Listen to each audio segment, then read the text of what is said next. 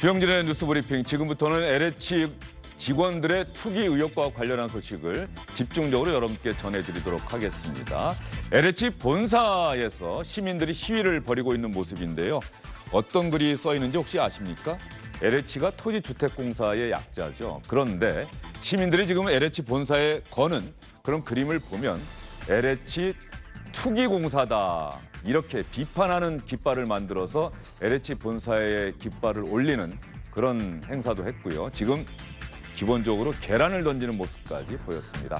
LH 농지 투기 공사다. LH의 서울지사가 있는 곳에서는 청년들이 또 이런 글도 붙였습니다. 도둑놈들, 청년은 월세 전전, LH 직원들은 투기 전전. 얼마나 비판적인 여론이 점점 많아지고 있는지를 상징적으로 보여주고 있는 대목입니다. 과연 LH 측은 이런 국민의 공분에 대해서 어떠한 대책을 내놓을 수 있을지, 그리고 이제 경찰이 본격적으로 진행하고 있는 수사, 과연 검찰과 함께 하지 않는 수사가 될 것인지, 아니면 검찰과 함께하는 수사가 될 것인지, 어떤 형태가 되든 국민이 납득할 수 있는 수사 결과를 내놓을 것인지 지금부터 세 분의 전문가, 기자와 함께 알아보도록 하겠습니다. 이 13명, 뭐 더 있을지 모르겠습니다. 재판에 넘겨진다. 유죄 받을 수 있겠습니까? 이거 투기다, 사전에 정보를 알아서 한 거다라는 걸 입증할 수가 있겠습니까? 그게 제가 국민분들께 좀 설명을 드릴게 세 가지로 나눠서 말씀드리겠습니다. 그 공사 직원이 업무와 관련해서 취득한 비밀을 이용을 했으면 부패방지법 위반이 되고요. 네. 그리고 공사 직원이 업무와 관련해서 비밀이 아닌 정보를 이용해서 투기를 했으면 공공주택특별법상 목적의 사용죄가 됩니다. 여기까지는 형사처벌을 받아서 몰수가 가능합니다. 근데 이제 지금부터가 문제인데, 공사 직원이 본인의 업무와 무관하게 내부 정보를 이용을 해서 토지 투기를 했으면 이거는 공직자윤리법상 이해충돌 방지 의무 위반, 단순 징계 사유가 됩니다.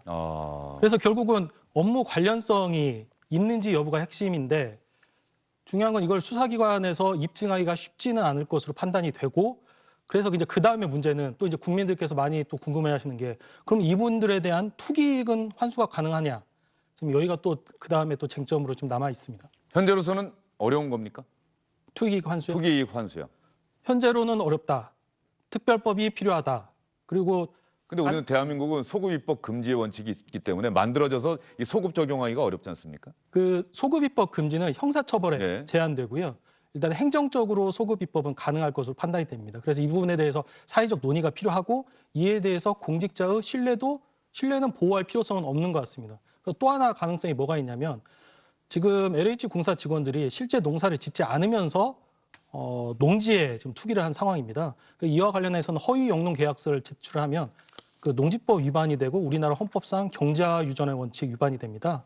그래서 이거에 대해서 시흥시장이 매각 명령이 가능합니다. 그래서 두 가지 방법으로 일단 투기익을 환수할 수 있지 않을까라고 판단하고 있습니다. 조금 전에 제가 말씀드렸습니다만 국민들의 이 분노가 어느 정도인지 뭐 여기서 쉽게 단정적으로 말하기 어려울 정도로 지금 국민적 공분이 상당히 심각한 상황 아닌가요? 공분이 심각하다는 게 지금 주영진의 뉴스브리핑 유튜브 생중계하고 계시잖아요. 이 이슈가 나올 때마다 댓글창의 앞자리가 달라집니다.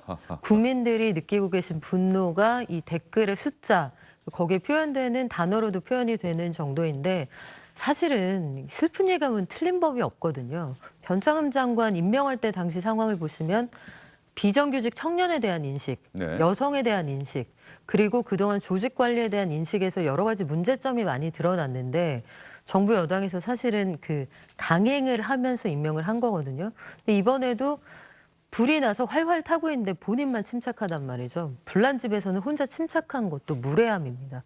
그러니까 이런 태도를 보여주는 것이 결국은 정책으로 소통하는 국민들에게 공감하지 못하고 있다는 뜻이어서, 변창흠 장관이 이 사태를 어떻게 해결할 수 있을까, 이미 국토부 손은 떠난 것 아닌가, 이런 생각도 듭니다. LH라고 하는 어떤 기관, 공기업의 특성상 거기서 근무하는 임직원들이 기본적으로 이런 생각, 나도 한번 사볼까? 왜냐하면 주변에 그렇게 하는 선배들이 많고, 혹시 이런 분위기였던 것은 아닌지, 뭐 이런 생각도 좀 드는데 말이죠. 이게 혹시 저도 가장 걱정하는 부분인데, 역사와 전통을 자랑하는 탈법, 불법일까 봐 그게 걱정스럽습니다. 보면 LH하고 그 LH라는 회사가 등장하는 과정이 2009년 당시에 합병을 하잖아요. 예. 두 회사가 40조 원이라는 국민 세금을 자본금으로 해서 생긴 회사인데 토지공사, 주택공사 따로따로 있다가 워낙 부채 규모가 많아서 혼자 존립하기 어려우니까 이걸 국민들 세금으로 말하자면 부채를 다 탕감해주고 합쳐서 존립하게 만들어 놓은 게 현재의 LH입니다. 이 2009년 상황인데요. 국민들에게 빚졌다는 생각은 없고 그 정보의 비대칭성을 이용해서 본인들 사리사욕을 채운 사례가 이번에 드러난 거죠. 불법 탈법 아닐 수도 있어요. 그런데 도덕적으로 우리가 용인할 수 있는 수준은 분명히 아닌 것 같고요. 글쎄 이 사건이 어떻게 마무리되느냐에 따라서 국민들을 가장 민감하게 만드는 이 부동산이라는 사안을 현 정부가 어떻게 대하고 있는지 아주 단적으로 보여주는 바로미터가 될 것 같습니다. 민병과 참여연대가 이번에 정말 대단히 의미 있는 일을 하셨다. 제보를 받고 확인하는 작업이 단순하면서도 얼마나 어려웠을까 이런 생각도 드는데 말이죠.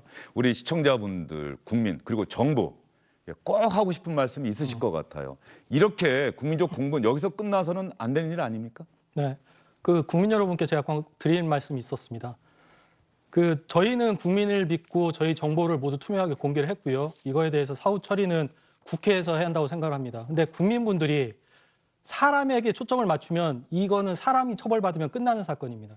그러나 이 사건은 지난 50년간 1970년대 강남 신도시 개발서부터 계속되어 온 공직자와 부동산 투기 사건입니다. 이에 대해서 사람의 초점을 맞추지 마시고 부동산 투기 구조에 초점을 맞춰주시길 바라고요. 그리고 또 하나가 민간의 농지 투기가 있습니다. 허위로 농사를 짓겠다고 농지를 투기하는 사건이 있습니다. 여기까지 관심을 가져주시길 바랍니다. 네, 김 변호사님의 마지막 말씀 시청자 여러분 꼭 기억해 주시기 바랍니다.